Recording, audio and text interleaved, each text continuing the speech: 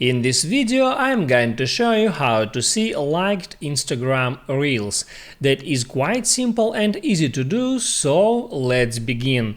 And first open up Instagram app, and now there you can hit at Reels icon to look at Reels, and now there, let's say I like that video, I can press on this heart icon to like that reel, and I can press like for some different reels.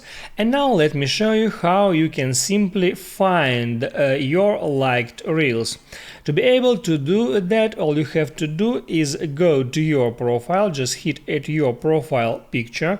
Now there tap at these three lines icon, and there hit at your activity, and there tap at interactions. Now here we have comments, likes, story replies and reviews.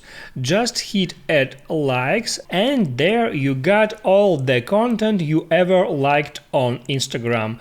Posts, videos and reels. And as you see, the last two liked reels is on the first two positions. So you can watch all your liked posts and reels, of course, and there also you can unlike some reel. Just open it up and then tap on likes icon to unlike that reel.